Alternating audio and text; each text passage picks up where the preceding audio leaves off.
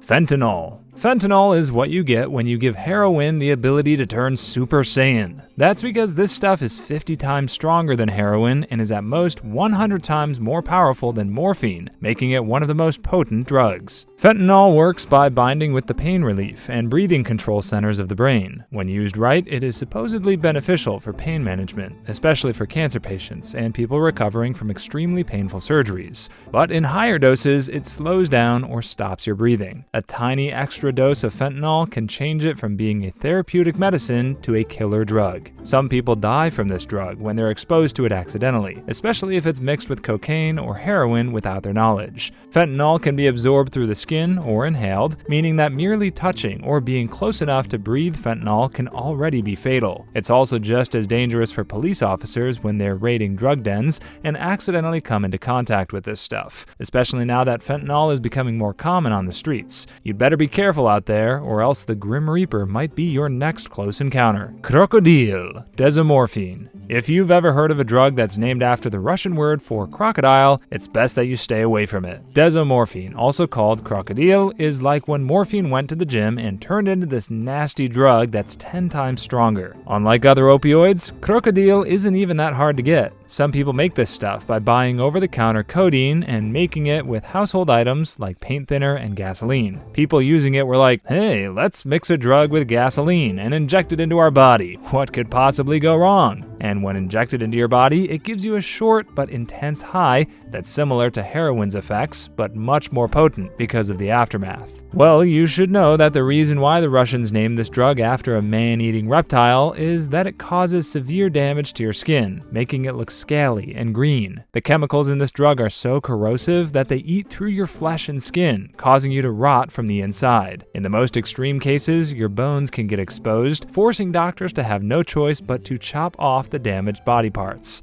If you're not afraid of losing your limbs, then you probably need to know that crocodile, due to its short-term high, requires you to dose more frequently to avoid withdrawal. Basically, you're trapped in a cycle until the drug eats all your flesh and leaves you nothing but a walking skeleton. At this point, you're probably already thinking about taking it off your bucket list of drugs. Synthetic cannabinoids. Spice. Synthetic cannabinoids aren't the type of seasoning you want to use to add some spice to your lunch, also known as spice, fake weed, or K2. This stuff likes to make a claim that it's just like marijuana. However, it's actually different from weed. Spice is just plant material sprayed with human-made chemicals. It's sold as a legal alternative to marijuana and is often smoked or used in e-cigarettes and other devices. However, this is where you'd probably choose the organic stuff over this synthetic drug. The chemicals used in spice are often changed because if one chemical becomes illegal, spice producers simply say, well, let's just change the formula. This makes its side effects unpredictable because different chemicals are added every time. People who smoke too much spice experience rapid heart rate, vomiting, increased aggression, and depressive thoughts. Some people also die from organ failure because of this dangerous drug. Now, the chemicals in spice tend to be more potent than the addictive substance found in marijuana, which can lead to intense and unpredictable highs that can vary in terms of potency. You'd probably end up in the emergency room if you can't handle the spiciness of this drug. So if you had a choice between organic marijuana and the synthetic version, maybe you should just stick to the real one. But hey, we are not recommending either of them. Rohypnol, flunitrazepam.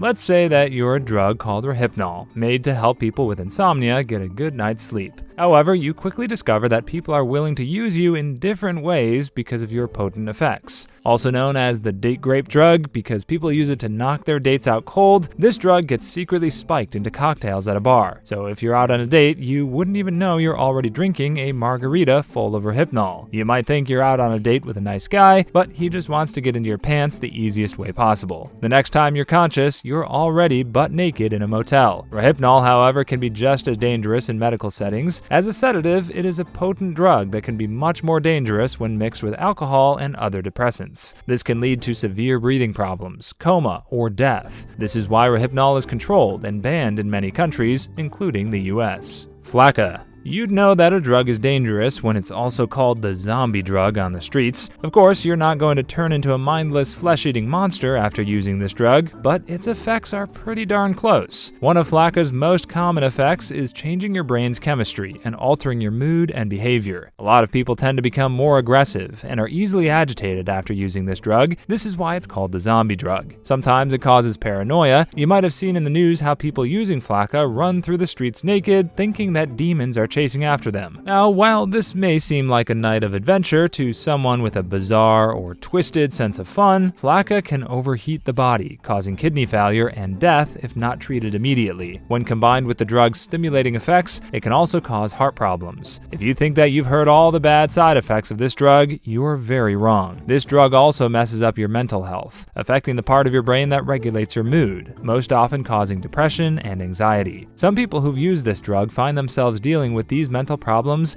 even after they've already cut Flaka out of their lives for good. So unless you want to turn into an aggressive, overheated, and depressed zombie, it's best to keep yourself away from Flaka. PCP. It might sound like a good idea to cut yourself off from reality and go on a somewhat relaxing trip, but if you plan to use a drug like PCP to go on a mental vacation, it's better to book that plane ticket to Hawaii itself. PCP is known as a dissociative drug, which means that it disconnects your mind from the world. This is why you're going to hallucinate and become quite delusional under the effects of this drug. A minute into a PCP trip, you're probably on the roof, ready to jump because you think you're Superman, or you'd probably take a quick trip to the zoo, thinking you're strong enough to fight a gorilla. PCP makes you think that you can do certain things even if you can't. You lose touch with reality, making you do something dangerous and risky. In the end, you're just gonna get hurt or injure people around you. If that's not enough reason to avoid this, it can cause high blood pressure, rapid heart rate, or seizures. Plus, it can dull your pain, making you believe that you're invincible to pain. So unless you don't want to end up in a hospital with broken limbs after a night of taking on the world with PCP, just stick to watching movies instead. Mescaline, peyote. Forget virtual reality because mescaline is there to transport you into another world. The problem is that it's not always a fun ride. Found in different plants, such as the peyote cactus, mescaline is a natural psychedelic that can cause you to hallucinate, meaning it will alter the way you see reality. It can make things look more colorful and can also alter your sense of time. You might think that there's nothing too dangerous about going on a mescaline ride every now and then, but what makes this stuff so risky is that its effects are intense. The euphoric feeling you get at the start can quickly turn into a scary episode of paranoia, especially if you start hallucinating scary stuff. The trip can last up to half a day. Imagine getting chased by hallucinated demons for 12 full hours. That beats any cardio. This drug also increases your heart rate, potentially causing a heart attack. But probably the worst part about mescaline is that it can cause something called hallucinogen persisting perception disorder. This happens when you continue experiencing hallucinations long after the drug has worn off.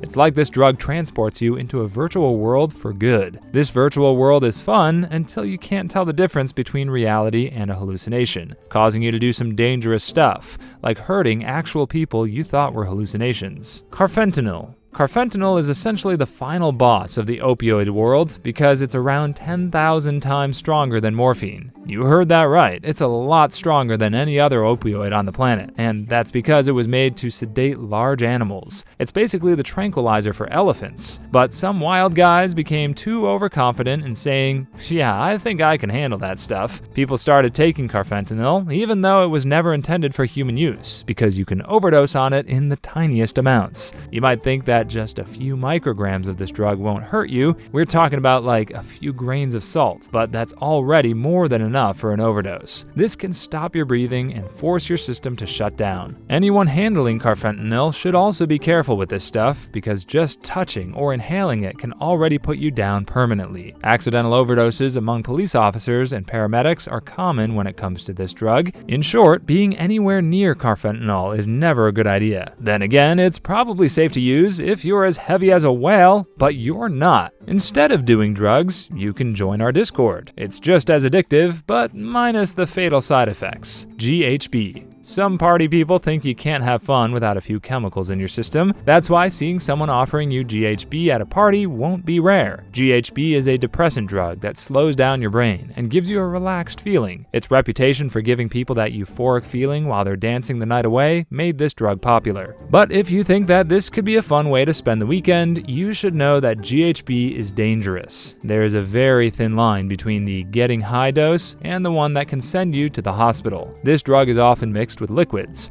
making it hard to estimate how much you need to get that party fever high. Just an extra pinch of GHB is already enough to overdose you. The effects also come quickly, usually somewhere between 15 to 30 minutes. If you end up overdosing on GHB, you're likely going to experience nausea, vomiting, and breathing problems. You may also experience increased agitation and confusion. That is, of course, if the drug doesn't knock you out cold in the middle of the dance floor. Oxycodone. Oxycodone took the song "Take My Breath Away" quite literally, making it one of the most dangerous drugs out there. As an opioid, it is supposed to be useful for managing severe pain and relaxing your breathing, especially if you're suffering from so much pain that you can't rest. However, it's become a common recreational drug for bored people, even if they're not suffering from any kind of pain. If you're one of the adventurous people that try this drug, it will depress your respiratory system, meaning it slows down your breathing. This can be useful if you're in the middle of a panic attack, but if you overuse this stuff, it will stop your breathing. This is the major cause of death for oxycodone overdose. You might be saying, well, I'll just manage my doses to get that relaxing feeling without overdosing. That makes sense, but you should also know that it activates your brain's reward system, which makes it highly addictive. Once your body has developed a tolerance to it, there's going to be a high risk of overdosing. So while it sounds like a good idea to kick back and relax by popping an oxycodone pill during a lazy weekend, you may want to rethink that decision, unless you want to end up breathless. Salvia.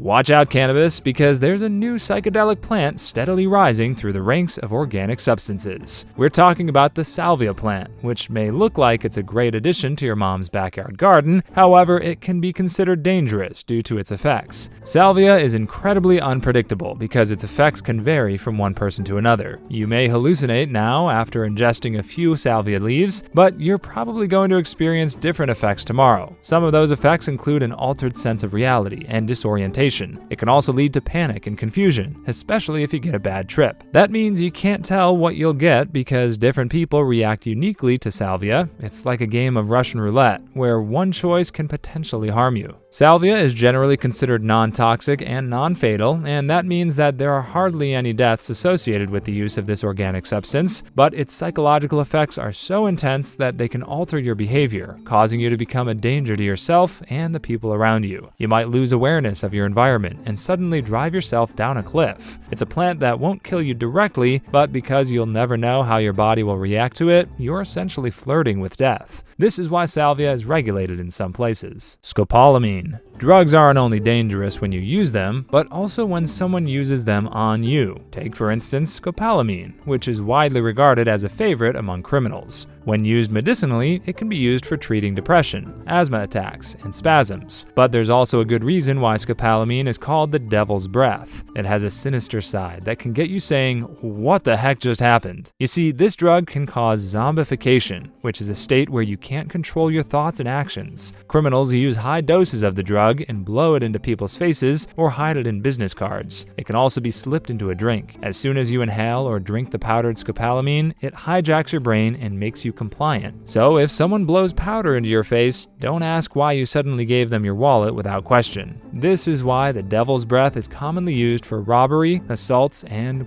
waking up without your wallet is bad enough, but waking up married to a stranger in Vegas is a whole other level. If you become a victim of a scopolamine attack, you probably won't even remember what happened. Meanwhile, higher doses can cause hallucinations or even a heart attack. You can't even cure this stuff once it enters your system. The only thing doctors can do is treat the symptoms. So if you're at a bar, just make sure you keep an eye on your drink, because you don't want anyone flavoring it with a bit of scopolamine.